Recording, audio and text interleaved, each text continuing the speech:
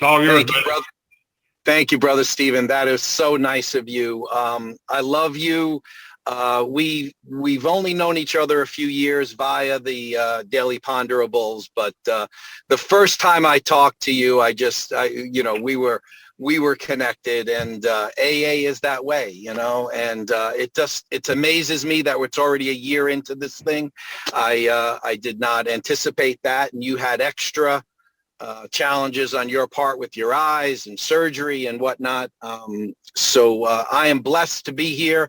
I think we're blessed for Zoom. I don't know what the hell we would have done all this time without Zoom. I was not sure the way it was going to be taken, as a whole, AA taking it as a whole. And I just think we adapted like nobody's business. And for that, I'm forever grateful. Okay, so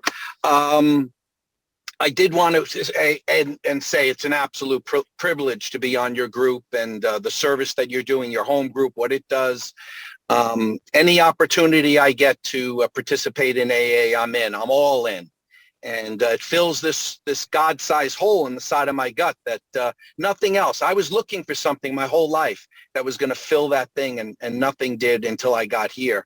But I wasn't a one-chip wonder. I didn't get here and get it. And it took what it took. I think my story is probably my greatest asset now. It's certainly the way I navigate through the world. It's the glasses that I look through, having had a spiritual experience in this program, and it's constantly new stuff is being revealed to me.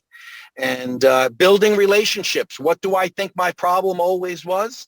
My problem was connectedness. My problem was connectedness to the one.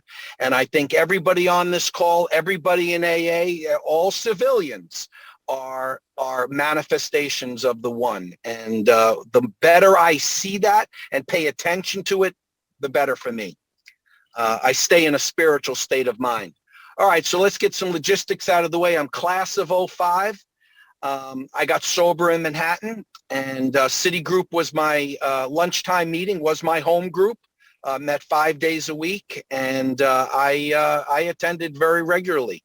But I want to back all the way up to my first attempts at AA, my dabbling in AA, and not on purpose, but somehow I didn't hear the suggestions, or I blinded myself to the suggestions.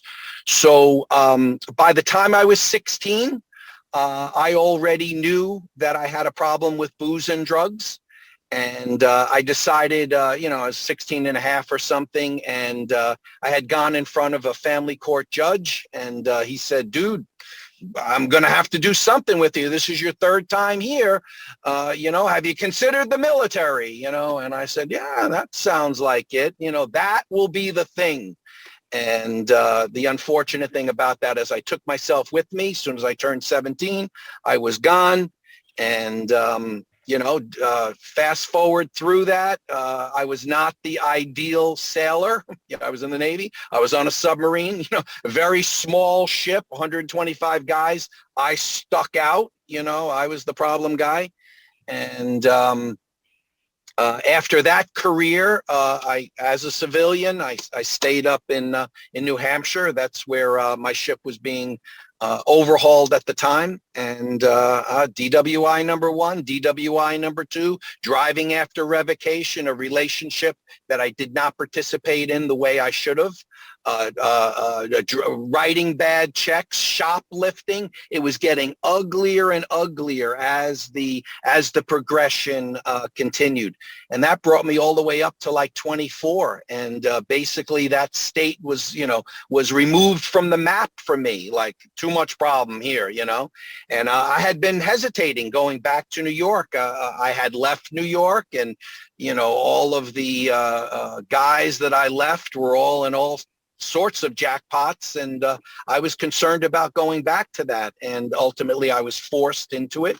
And when I got back, I was blessed by meeting a woman on the street, and striking up a conversation, and she She and I went on a date, and I pretended to drink like a gentleman, and we did very sophisticated things, like we'd wait at the bar while the dinner reservation was while our table was being readied, and we would drink things like a wine, and we'd get to the table, and we'd have one more glass, and by the end of the evening, late into the evening, let's say 12 midnight, I'd drop her off and I'd go do the real deal. I'd go drink the way I recognize drinking. And that progressed for a very short period of time. And she had just bought an apartment, and being a good alcoholic, I saw that as an excellent opportunity to move in. So within very short span, I already had my my suitcase in the trunk, and once I moved in, it was like I was a pit bull with a bone. You weren't getting me out of there. And that was really the start of the start of me having to monitor my drinking even more. There was this control right on top of me, which I didn't have as much as you would think. And I remember being in that relationship about 2 years, and I remember very clearly sitting at the edge of the bed and turning to Martha and saying, I think I'm going to go back to AA. And she's like, back to, what are you even talking about? I don't know anything about this. And just to bring you guys up to speed, what I was explaining to her was when I did get that first DWI, second DWI, I had seen a therapist, and the therapist said to me, so what do you think your problem is? And I said, well, I'm young, and I'm probably still sowing my oats. And he said, well, how much do you drink, each day? And we fleshed out some of those details. And he said, well, tell me about your father. And what was he like? I said, oh, well, he was in Alcoholics Anonymous. And he said, oh, what do you think the chances are that you belong in Alcoholics Anonymous? And I was like, wow, I never put that together, And he said, well, tell me about your childhood. And my claim to fame, the big thing that I told him that he thought was very interesting was I actually went to my first AA meeting when I was 5 years old. And I was born in Manhattan in Lenox Hill Hospital. And I remember one day I was not, even at age 5, by age 5, I already knew that I was not the model child. Like, I knew I was somewhat, a little defective on the obedience scale. And I remember us walking into Lenox Hill Hospital on a Saturday, and it was like crossing my mind. My father was walking in front of me, and it crossed my mind. I was a little hesitant that I really felt as though I was being returned. I vividly remember this. And that thought went away pretty quickly. We're in the elevator. We go down to the basement of Lenox Hill Hospital, and he's greeted by a man who I don't know. I'm going into an AA celebration, but they're setting up a party for an AA anniversary, a group anniversary gig. And he's greeted by all these guys, and they're like, know him really well. Hey, my father's name is Tim also. It's like, hey, Tim, how are you? And this is my son. And, we're doing all these things. And I very specifically remember this guy that originally greeted my father saying, oh, and they just brought Joe back in. He looks real bad. And as that young, I thought he was like beat up or mugged or, fell or something. And I saw a small discussion go on with my dad and this man, and he, made the rounds, and we left. And it was really just this preparation for a party that was going to happen that night or whatever. And it's daylight hours. And that stuck with me. Didn't register as an AA meeting at the time, but this is in, years later. In retrospect, I recognize that was an AA celebration. The other thing that I thought was really weird, that my father and I would be walking down the streets of Manhattan, and people would give him a head nod or a wave, or across the street, or a cab would go by, and something, and I'm like, how could you possibly know somebody, with all these people flying by? And that registered for me. And I remember telling this to the therapist, and he said, so it seems like your father was pretty active in AA. I said, oh absolutely, And Unfortunately, my father passed of natural cause, died with 12 years sobriety. Um, uh, uh, uh, so I don't have a lot of memories other than that about him, but I did recognize him as his whole life. All of his social aspects were about AA. And in my family, AA, I'm Irish Catholic. You were either in AA or you were an active drunk. There was no middle ground. You were there. You were in the deal. And so when my father passes, and I'm telling this to the therapist at the time, when my father passes, I really felt lost. Like I didn't have a compass that I could sort of hang my hat on.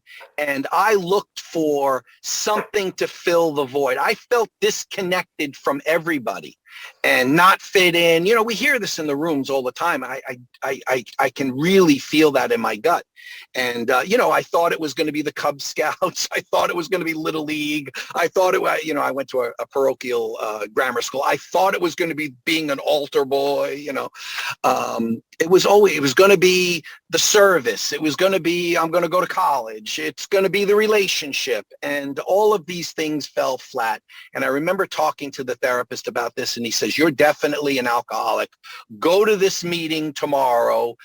Mind you, I'm 22, 23 at this point. Go to this meeting tomorrow and, report back.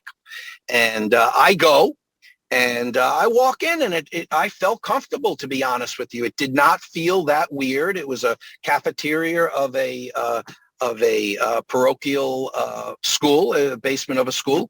And I did feel as though maybe that I was a little young for that. I think that was a little rash of, we're going to quit forever. But it was good, and I get to report back that I followed through with the instructions. And I remember going back to the therapist the following week and saying, hey, I went, it was really good. And he said, well, where'd you go the next night? And I said, well, you didn't tell me about that. I just went to that one. He said, well, who'd you meet? And I said, well, nobody. He said, so you got no phone number? And I said, no. So the reason I tell that story is that's my experience in AA that's going to be repeated a few times. This idea of not quite seeing what the technique is, not hearing the suggestion of, say hello to somebody, get some phone numbers, ask somebody to be your sponsor, join a home group, start reading the big book with somebody. Like these things, I didn't get it. And so I played, from that therapy few sessions, I did dabble in AA a little bit. So I'm reporting this to my girlfriend, my live-in girlfriend, a few years later. I am now 27. And I tell her I'm going back to AA, and she's like, I don't see why you need AA. And I said, well, don't worry about it. It's good. We're going, So I go, and it doesn't really cut into any time in the relationship because I do everything at work, at lunch. And I remember starting off, and my technique towards AA was exactly the same as what I reported back at age 23. That being that I went to meetings. No one knew my name. I didn't join a home group. I didn't get a sponsor. I thought I did the steps. Every time I went into the meeting, I read the steps. I didn't think that was rocket science. You read it and you did it, and again, missed message, day late, dollar short on the whole thing. But I did go to meetings, and what started out as 2, 3, 4 a week, let's say, went to, 2, 3 a week, went to 1, 2 a week, went to 0. And to cut to the chase really here, not to bore you with details, the fact of the matter is that I was blessed. I was bestowed from my higher power the desire of drinking, lifted right on that first pass. So from age 27 to age 40, I don't drink without being a good AA member. I remember picking up a medallion for my first 6 years with, as I had reported, a reduction in meetings as years went on, and for the second 6 years, didn't even attend AA. I would have reported to you if you would have asked me, how'd you do that? How'd you get sober? How did you not drink for 12 years? I would have said AA, because I went to AA, and that somehow gave me defense against the first drink, and now I'm like, I'm good. So when I'm 40, I was in an industry that very rarely in 23 years at the same job, we went on 3 business trips total. And one of them was to a very exotic place. One of them was Philadelphia, and we're in Philadelphia. And I remember being at a Cuban restaurant. It's a long dais. It's all the salespeople are all together. There's 15 on one side, 15 on the other. So I'm, the very guy that's seated across from me says, it's Cuban food. We should have rum. And I remember a thought comes to me that it's too much of a leap to go from no booze for 12 years to rum. And it made perfect sense at that moment that beer would be okay. And in a nanosecond, I played out a quick scenario that I can do this as an experiment. And if I fail at the experiment, no harm, no foul. I'll just go back to AA, put my butt in a seat, and the whole thing will just happen to me again. And I have the beer. I have several beers that night. I would not call it a drunken escapade. I didn't end up in handcuffs, so we're good. That was a successful night. But more importantly, there was not a bolt of lightning that came down from God. Nobody who never saw me drink before said anything. It seemed okay. Now, the part that I haven't told you is when I get back home, I don't report this to now my wife. Martha's now my wife.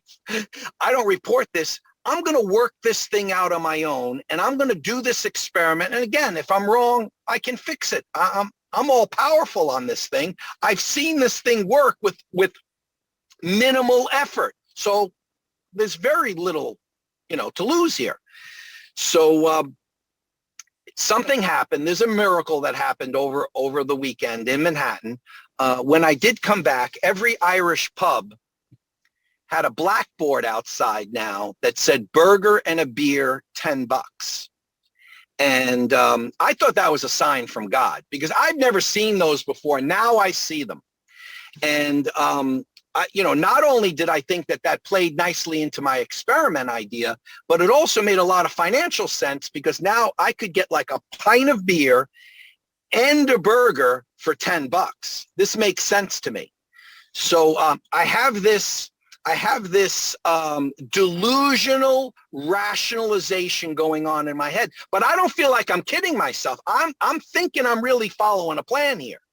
And anyway, I do that plan for about 6 months. No ramifications that I can recall, with one exception. I'm starting to get a beer belly. And you start, and those of you who are familiar with Irish pubs, you become friendly with the bartender, and 1 pint is really 2 pints, is really 3 pints, the same $10, and you just tip accordingly, and it's like, yeah.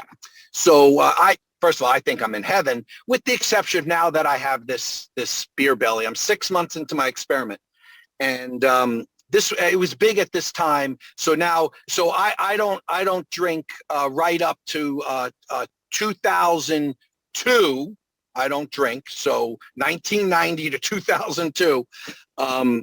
2002 happened to be big on Atkins. Atkins was all over the news and whatnot. And I stumble across, it's got to be fate, but I stumble across vodka does not have carbs.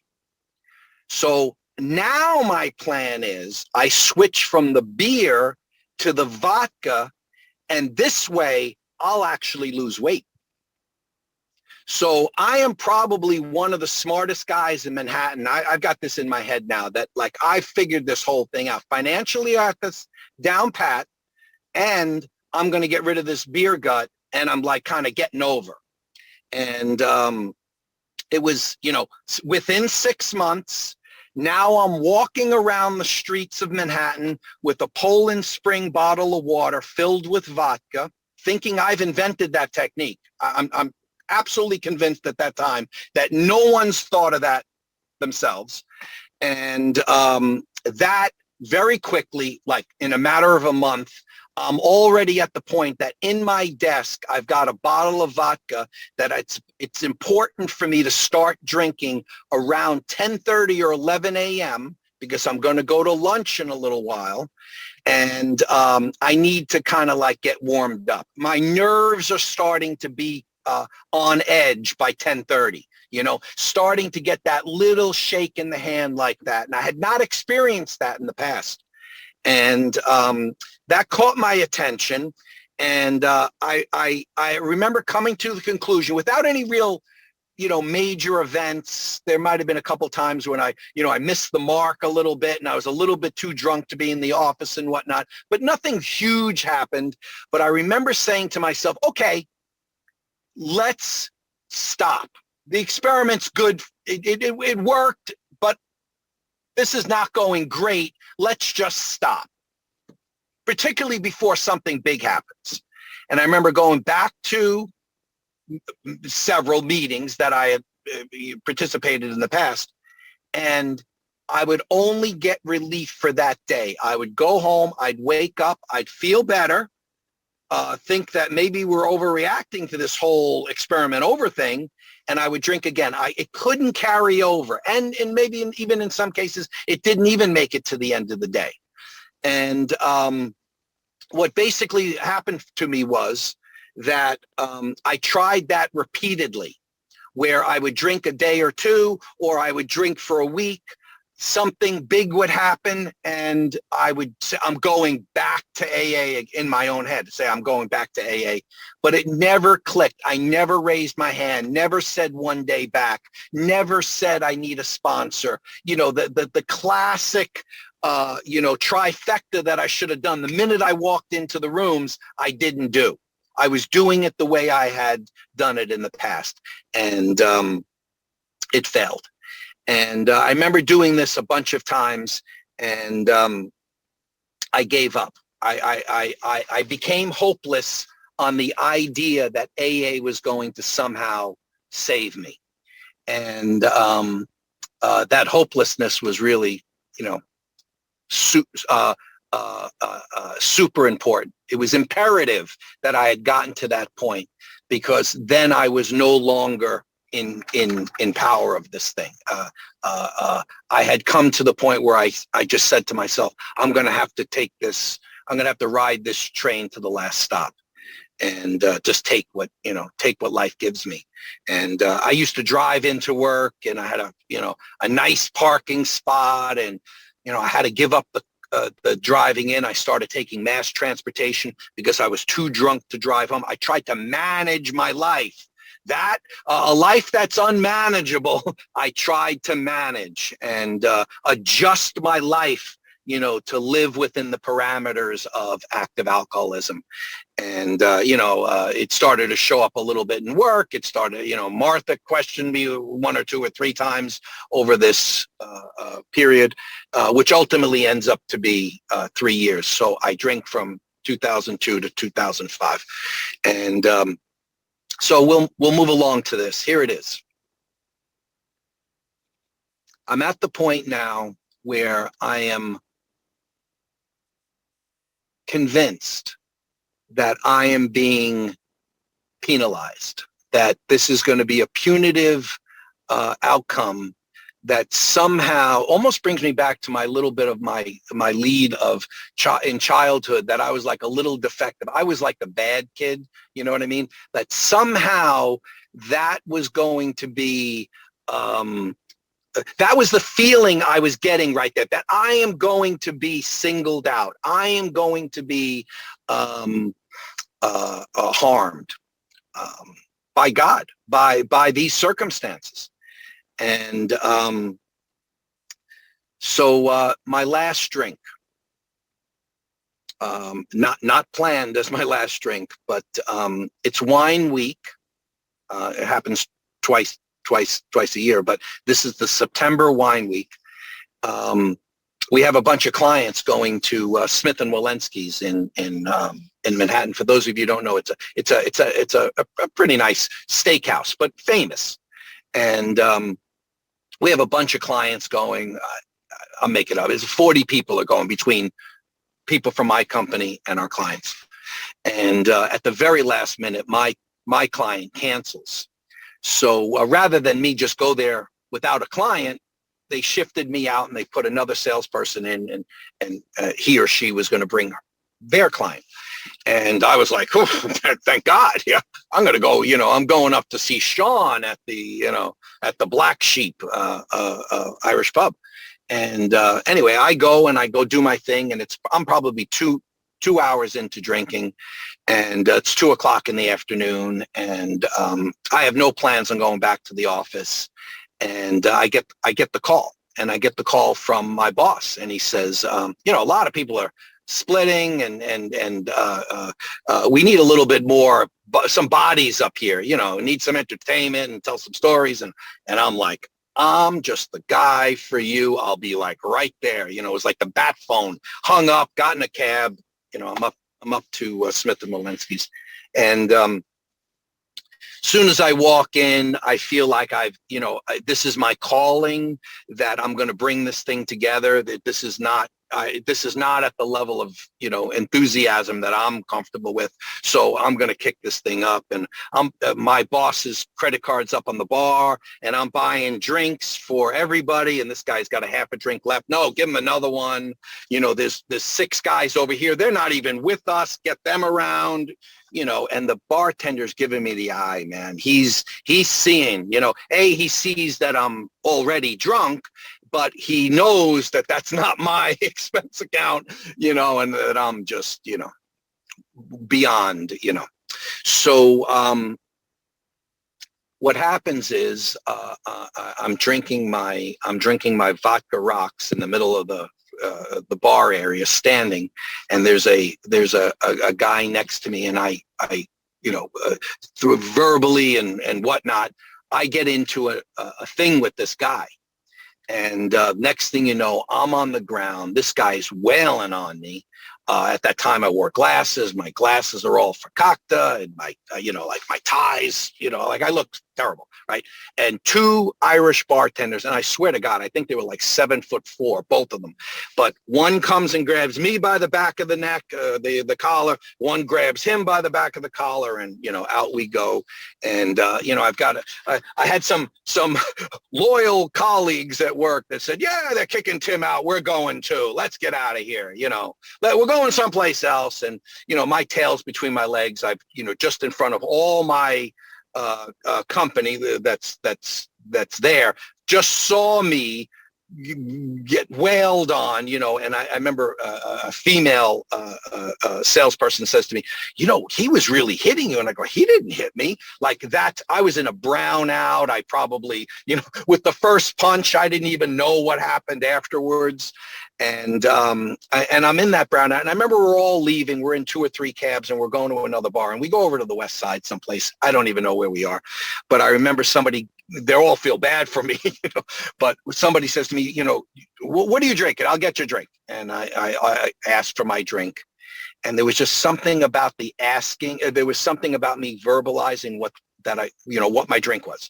And I knew it was the end. I knew there was something different about that moment. And, it was a combination of, it was the end, that I was already too far gone, that I probably couldn't have handled another drink. This was such a big event in public in front of all of my company that was present. I had enough, the cosmos came in a line for me. And I remember the guy coming back with the drink, and I remember putting it to my lips. It was the last time booze touched my lips. Couldn't drink it, but I took a sip or whatever. And then I did the old Irish exit. I asked where the bathroom was, and they said, oh, it's over there. And I left. And I'm in a brownout, and somehow I work my way via walking. I work my way back over to the East Side. And, it's 11, 12 o'clock. It's 11 o'clock at night by this time. And the next thing I remember, I am awoken by a police officer pushing me with his foot. And I am on a brownstone steps. For those of you that know what Bill Wilson's 182 Clinton structure looks just like that. That was not lost on me years later. But I'm passed out, but he's pushed me, and I said, yeah, I'm just resting. And he's, buddy, you're going to get rolled. You can't lie there like that. The lady's called on you. You got to go. And like I gave some sort of, him and haw, and he says, well, let me see your ID. And the fear of God passed through me like a thunderbolt, not because of cop stuff. I left out a whole, a host of cop events. It wasn't the cop thing. It was that somehow these 3 years that I've been hiding this from my wife, lying about the energy involved in keeping this secret alive, this maintenance of being able to drink every day that I have to, I was a cornered rat. The fear of God passed through me like nobody's business, that somehow he was going to take my ID and call my wife. And I'm a liar then. And the gig is up, and now I can't drink. Like I'm forced into sobriety, like that had happened. That sort of speed that I got, thought of that. And he wasn't having it, man. He was, and thank God he wasn't having it. He put his hand on the top of my head, and he's putting me in the back of the car, back of his patrol car. And he's trying to push his knee into the back of my knee to get me to go down into the car. Not that I'm resisting. I can't get my body right, And I'm in a state of surrender. Like I'm going with this guy. It's over. The whole thing is done. And as he's doing that, a guy rides by on a 10-speed bike. And, these are all like quick thoughts to me. Cut off T-shirt, shorts. I don't know if you know the look of a bike messenger, but he was an East Village bike messenger image, and he swoops back around, and he comes up to the cop, and he says, I'm in AA. I'll take care of him. This is 11 o'clock at night. And I'm sloppy drunk. I got vomit over here, vomit on my briefcase. Like I don't know how much effort I would put into this guy, right? And doesn't beat me with his big book, doesn't tell me all things I should do. In fact, I'm doing the opposite, telling, oh yeah, I know all about AA, I didn't drink for 12 years, like I'm somebody, And the man, I won't even call, he was a young guy. He was like a kid, you know what I mean? He stayed with me until transportation came for me. And then he told I was taking an express bus service at the time, and he told the driver where I was going. I got on the bus, and he totally blessed, like that. There wasn't an exchange of phone numbers. No, it was just, he was there for me. What I thought was a bike messenger was an AA messenger. He just stayed with me and put me on the bus. And I got home, and I looked my wife directly in the face, and I said, I wasn't drinking. And I fell asleep, and I woke up, and I had some injuries from the fight. Namely, the big one was on my ankle. And my wife, who's in confusion at this point, doesn't know how to, directly deal with this thing yet, is getting me ice for my foot. And an intuitive thought comes to me that says, this will not end until you're honest with Martha. Then the courage comes from the cosmos to actually tell her the truth. And with that, those two miraculous events, experiences, awakenings, I go back to the same meetings I reported to you that failed on Monday. stuck my hand up, said, I'm Tim, 2 days back. The guy next to me, just by coincidence, happens to be the sponsorship coordinator. He makes the announcement in the meeting. I ask him afterwards, can you get me a sponsor? He says, I've got the sponsor for you. Scared the hell out of me. That scared, like I thought I was going to get like this mean dude or whatever. But it was the absolute last guy I would have chosen, because I would have chosen in the room like I'm dating, you know, too old, too young, too strong, too weak. You know, I would have done one of those things. And I got, via God, the best sponsor for me. He was 16. He had 16 years at the time. He was so wired into AA. It was a mind blower between his commitments and above the group level and conventions and hospitality and, you know, like retreats. And I just did what he told me to do. And not that I didn't have some adjustments that I needed to do. One of them was a little humorous, and I'm very proud of this in actuality. He said to me, call me every day. And I didn't need to call him if I saw him, because Monday to Friday, we'd be in the same meeting together 9 times out of 10. But any day he didn't show up or I didn't show up, I had to call. And he was old school where you called and then he called you back. There was no, you leave a voicemail and you're good. And I wasn't allowed to text at that time either. So I did that for a little bit, but then I started to realize that, you know, even in the Bible, they talk about taking Sunday off. And, you know, these are all great theories that come to me. And he said, no, I told you every day. And he never had to tell me that again, because for the next 7 years, we spoke every single day. And I think it may have started out initially as him telling me I needed to do that, but at some point there was a transformation for me where I felt as though it was a relationship, it was a responsibility, it was accountability. It wasn't the teacher telling me to do something and I'm going to see how I can get away, you know, with as little as possible.